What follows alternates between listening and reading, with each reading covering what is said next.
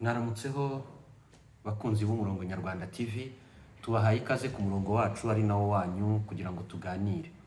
Turi kuwa gatandatu ku itariki 16 Ugushyingo umwaka w'ibihumbi 2024.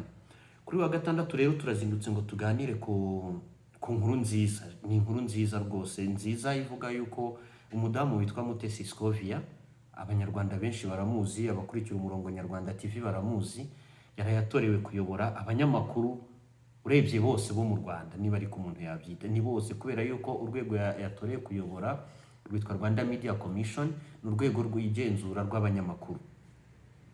Urwo rwego rero yatorewe mu matora yarayabereye muri Kigali, muri hoteli yitwa Remigo iri haya Kimihurura, ni hafi cyane hateganye n'inteko ishinga amategeko. Abanyamakuru benshi bari bahateraniye kugira ngo bumve uko yiyamamaza, bumve abandi bagiye guhangana nawe, bumve imigabo n'imigambi afitiye uru rwego mu gihe kiri imbere. Aje asimbura Cleophas Barore wari waragiyeho mu mwaka wa 2016.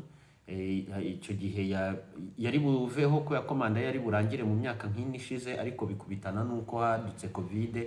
Ubwo rero aguma muri iyo nzibacyuho, kuko urumva nta kundi byari bugende, ntago amatora ari we muri kiriya gihe. Ibya Covid murabizi byavuyeho, hazaho ibindi bibazo bindi bitandukanye, tuvuye mu matora y'umukuru w'igihugu. Mbese hari ibintu byinshi byatumye Cleophas Barore atahita, we nabo bayoboranaga badahita bava ku buyobozi rwa Rwanda Media Commission kugira ngo hatorwe abandi. Ariko byaraye bibaye, ubu ngubu Scovia yatowe kugira ngo ayobore abanyamakuru bo mu Rwanda, ariko yungirijwe n'umugabo witwa Rwanyange Anter. Harimo n'undi umwarimu muri kaminuza yitwa Uwimana, Reverend Uwimana ni pasiteri, noneho hakabamo n'umunyamabanga witwa Nyirarukundo Savera. Nyirarukundo Savera abakurikirana Radio Rwanda baramuzi, ni umunyamakuru wa Radio Rwanda kuva igihe kirekire cyane, azi byinshi, asoma amakuru neza, abantu baramukunda. Ubwo rero kugeza ubu ngubu nabo bantu batatu ariko harimo n'undi munyamakuru wa Igihe witwa Fitinema, ni umwanditsi mukuru wa igihe.com, nawe watorewe kujya muri iryo tsinda rya nyobozi ya Rwanda Media Commission. Scovia Mutesi rero ni umunyamakuru bimazemo igihe. Ni umunyamakuru bimazemo igihe, yabanje ndetse yakoranye n'uyu Rwanyange Antere, bagiye gufatanya kuyobora uru rwego mu gihe kitari kirekire cyane. Ni ukuvuga ngo ni abantu n'ubundi bigeze gukorana, birumvikana ko no muri ubu ngubu bazakorana neza kurushaho. Scovia yabaye umunyamakuru igihe kirekire, atangira akora nk'abandi banyamakuru basanzwe, yandika, akitabira ibiganiro abayobozi bagiranye n'abanyamakuru ahari ahantu hatandukanye, haba mu nama zisanzwe, haba muri izi n'inama nkuru zabaye nini ziri ku rwego mpuzamahanga, mbese nk'uko abanyamakuru bandi basanzwe bakora. Ariko mu gihe cya vuba ahangaha yaje kwigaragaza ko ari umunyamakuru noneho wateye indi ntambwe, atangira gukora inkuru bisa naho bamwe batinyaga, ariko we akanazikora akoresheje na televiziyo yo kuri YouTube. Abantu baramumenya, n'abatara bamuzi ko ariko igihe kinini hari igihe yamaze yandika, noneho batangira kumubona noneho anagaragara kuri screen, kuri ekara zabo, avuga ibibazo by'abaturage. Mu gukora ubuvugizi rero yarabivugaga, akabivuga kuko n'umudamu ushira amanga, uzi kuvuga, uzi rwose ubona ko w'intyozo, uzi kuvuga, ijambo avuze rikaza riremereye kandi mu Kinyarwanda cyumvikana kuri buri muturage uwo ari we wese, yaba yarize cyangwa atarize. Ibyo rero byatumye abantu bamumenya, baba abaturage basanzwe, baba abayobozi, aramenyekana pe. Birushaho no kugira imbaraga, kubera yuko ubuvugizi yakoraga bwahitaga butanga umusaruro, umuturage avuganiye ikibazo cye kigahita gikemuka. Abantu baramukunda, akora YouTube channel ndetse n'igitangazamakuru yise Mama Urwa Gasabo, ni n'izina wumva ko ririmo ijambo rya kibyeyi, ni kibyeyi, ni u Rwanda, ni ugukunda igihugu, abantu baramukunda pe. Scovia yarakunzwe ku buryo nk'ubu ngubu mu gihe cyo kwamamaza umukuru wari umukandida wa FPR Inkotanyi, Scovia yari afite uburyo bwo kugera n'ahantu bisa naho abandi banyamakuru byari bigoye kuhagera, kubera yuko ni nawe wenyine wahawe uburyo bwa kajugujugu bwamuvanye ku kibuga cy'indege i Kanombe ajya kuri site ya Gasabo yari iri i Bumbogo. Ni icyerekana yuko rwose ni umunyamakuru ukomeye, umunyamakuru ukomeye. Ndetse no mu kiganiro Perezida wa Repubulika yagiranye n'abanyamakuru ubwo yari amaze kwiyamamariza hano i Gahanga, Scovia yamubajije ikibazo. Amaze kukibaza, perezida aramubwira ati rwose ku bintu tuzaheraho bwa mbere muri kabineti itangira ni icyo ngicyo tuzatangiriraho, atari ko ushobora no kuzanyohereza ka message ukanyibutsa. Umuntu mukuru w'igihugu avuze muri ubwo buryo akamubwira tuzanyoherereze message, abamuhaye urundi rwego rwo kugira ngo abantu bamubonemo.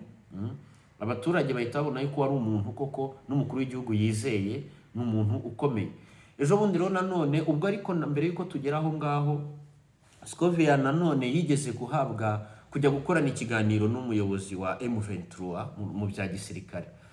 Nkeka ko atari no mu bya gisirikare gusa ndetse no mu bya politike. Yaganira na General Sultan Makenga, aganira n'abandi bayobozi bo muri M23. Ejo bundi nanone yaciye agahigwa ajya Uganda kuganira n'umuvugizi w'ingabo za Uganda yitwa Brigadier General Felix Kurayige. Baganira ku mikoranire Uganda ishaka gukorana n'ingabo za DRC mu kubaka imihanda Uganda igiye kubaka izatuma ubuhahirane hagati y'ibihugu byombi bukomeza, ariko nanone hakabaho no guhashya ADF.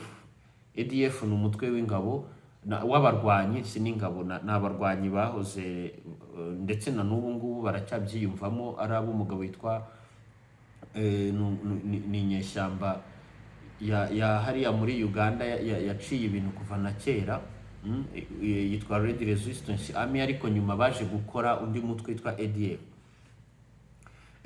Uko kuzamuka no kwa Scovia kwatumye yamamara, arakomera rwose pe, kandi rero aranabikwiriye kuko arakora, ni umubyeyi ukora. Nubwo afite abakozi ariko nawe aba hibereye, agakora, agatanga inama, arasabana n'abanyamakuru, ageza naho ngaho ku rwego bakoreraho ku biro bibiremera by'urwo rwego kugira ngo baganire. Mbese mu by'ukuri ni umudamu ugiye gukora ibyo ashoboye amazemo igihe. Birumvikana yuko nta muntu ukora ari umwe, ni nayo mpamvu yatowe ari kumwe n'abandi kugira ngo bazafatanye. Ubunararibonye ufite inema afite abusangize Rwanyange nawe abusangize Scovia abusangize n'abandi, Nyirarukundo nuko, Pastor Uwimana nuko. Mbese urebye n'itsinda rikomeye rije kugira ngo rifashe aho Cleophas Barore naho bakoranaga bari bagereje. Twabamenyesha yuko umunyamabanga nshingwabikorwa wa RMC Rwanda Media Commission we akiri Emmanuel Mugisha, kuko rwo n'urwego rupiganirwa, mu rwego rw'akazi rusanzwe, ntago ari urwego rutorerwa. Abanyamakuru rero bari bahuriye muri Remigo ari benshi kugira ngo batore, kandi batoye. Nta rwaserera yabayemo bimwe mujya mwumva biba ahandi hatari mu Rwanda, ntayo, bose batoye. Kandi uko bigaragara, yego wenda ntihabuze bamwe bashobora kuba batekereza bati ntabwo yakagombye kuba ari we utorewe kuyobora uru rwego, ariko ibyo ari byo byose, ibyo byo birumvikana, ntawe ushimwa na bose, ariko yatowe kandi agomba gukora imirimo. Cleophas Barore rero asimbuye, nawe ni umugabo wakoze neza igihe kirekire, ni umugabo wari uzi gucisha make, akamenya kumenya uko ibintu bicishwa mu murongo. Abanyamakuru bakunda guhura n'ibibazo bijyanye n'imikorere y'akazi kabo. Rimwe ukumva ngo yagiranye ibibazo na runaka w'umuyobozi, ubundi ukumva ngo yabigiranye na runaka w'umupolisi, w'umusirikare, w'umuturage, w'umucuruzi. Bikaba ngombwa yuko ukumva umuturage cyangwa se umuyobozi arashaka kujyana umunyamakuru mu nkiko, ariko uru rwego rwigenzura rw'abanyamakuru inshingano z'ibanze rufite ni uguhuza uwo nguwo uvuga ko umunyamakuru yamuhemukiye n'uwo munyamakuru, akaza bakicara bakaganira, bakareba uburyo ikibazo bafitanye gishobora gukemuka. Kigakemuka binyuze mu biganiro. Basa naho aribo batangije iyi gahunda, Minisiteri y'Ubutabera yatangije y'ubwunzi kugira ngo abantu bicarane bagire icyo bumvikanaho, bitabaye ngombwa yuko bajya kwiteza inkiko. Ko mu nkiko nk'uko abakunzi b'umurongo Nyarwanda TV babizi, buri ruhande ruza rushaka yuko ari rwo ruri butsinde, kubera yuko nyuma yo gutsinda habaho n'impozamarira. Ariko ahangaha ho muri RMC mu nshingano zabo ni uko ibibazo bihari abantu babiganiraho bakareba niba ari inkuru yanditswe wenda hari icyo umunyamakuru yabeshyeho cyangwa se yibeshyeho, kuko kwibeshya no kubeshya ni ibintu bibiri bitandukanye. Kubeshya ni ukugambirira, ariko kwibeshya byo ni ibintu biba kuri buri muntu wese. Banavuga yuko aricyo kintu cya mbere cyoroha umuntu ashobora gukora mu buzima bwe, hatitawe kuba yarize cyangwa atarize, akize cyangwa akennye, yirabura cyangwa ari umuzungu. Kubeshya byo rero ni umugambi. Ubwo rero harebwa niba mu cyabaye harimo umugambi cyangwa se ari ukwibeshya bisanzwe bya kimuntu, ku buryo umuntu ashobora kungwa na mugenzi we, umunyamakuru ntakurikiranwe mu nkiko, umuturage cyangwa se undi muntu uwo ari we wese wumva ko yahohotewe nawe akaba yasabwa imbabazi cyangwa se akareba ikindi kintu asaba cyakorwa kugira ngo yishime. Nicyo urwego RMC rushinzwe. Ubwo rero Barore yarabikoze, murabizi ibibazo byagiye biba bitandukanye. Buriya mbere y'uko umunyamakuru agezwa mu nkiko haba habanje kuganirwa ngo ibintu birebwe uburyo byakemurwa mu mahoro. Uwo muvuno rero uri bukomeze. Scovia kubera uburyo akerebutse, azi ibipfa n'ibikira, azakomereza muri uwo mujyo. Ubwo kandi na Rwanyanyantere nuko nawe ni umugabo mukuru bimazemo igihe, abantu baramuzi ku mateleviziyo atanga ibiganiro. Uwimana ni umwarimu muri kaminuza, azi deontologie journalistique, ibyo isaba, uko yatanga inama y'icyakorwa kugira ngo ibintu bikorwe neza mu kinyamwuga. Mbese mu magambo avunaguye, aba bantu bagiye gufatanya bakora ikintu kinini kizatuma itangazamakuru ry'u Rwanda rikomeza gutera imbere. Hagati aho kandi twababwira yuko abanyamakuru bo mu Rwanda ubu ngubu bahawe gahunda yuko agomba kugira ikarita ibaranga, ariko ikora mu ikoranabuhanga, ifite icyo bita QR code. QR code ni akantu kaba gahari umuntu atunga ku mashini, imashini kagasoma, hagahita hagaragara umwirondoro wa nyiri iyo karita, bitabaye ngombwa yuko bakubaza ngo witwa nde, ukorera iki kinyamakuru, watangiye ryari n'ibindi. Oya. Ubwo rero iryo koranabuhanga ririmo rizanwa muri uwo mwuga, aba bantu bo bagiye muri RMC kuyiyobora barakomereza muri uwo mujyo. Ariko nanone bakwiriye gukomeza kuzamura ubunyamwuga mu banyamakuru kugira ngo bakore bisanzuye, batara amakuru ko babyumva mu buryo ariko nanone bugendanye n'uko amategeko abigena, kuko turi mu gihugu cyitwa u Rwanda gifite amategeko n'amateka bitandukanye bishingiye ku buryo cyabayeho. Ariko nanone nkabisabira yuko abo bantu bagiye kuyobora RMC bakwiriye nanone gufasha abanyamakuru kwigira ni ukuvuga kugira amafaranga, kugira uburyo bw'imari butuma umunyamakuru byibura atunga laptop ye, afite laptop ye ku buryo akazi yagakorera ariho hose, akaba afite n'ibindi bintu by'ibanze bituma aba umuntu ukora akazi bitabaye ngombwa yuko abikesha abandi. Abanyamakuru kandi nanone bakwiriye guhabwa icyubahiro n'abakoresha babo, bakabahembera igihe, bakabahemba amafaranga afatika atuma baba i Kigali nk'abantu koko bibeshejeho b'abanyakigali basirimutse. Ikindi hagati aho ngaho hari n'itegeko rigenga umwuga w'itangazamakuru riri kuvugururwa, rigomba kujyana n'ibyo byose, kandi uko bigaragara byashyizwemo n'ikizakurikiraho kizaba gishingiye kuri iryo tegeko. Mu magambo avunaguye rero, turashimira iryo tsinda rishya rya RMC ryashinzwe kuyobora abanyamakuru mu Rwanda, ko ritangiranye n'iyi manda ya Perezida wa Repubulika na NST2. Ni gahunda igamije kwihutisha iterambere. Ubwo nabo bagomba kureba muri iryo terambere u Rwanda ruteganya uko umunyamakuru yajyamo, aho yajyamo akashinga ibirenge kugira ngo nawe atazasigara inyuma, cyane cyane yuko itangazamakuru ari cyo kiraro gihuza abayobozi n'abaturage.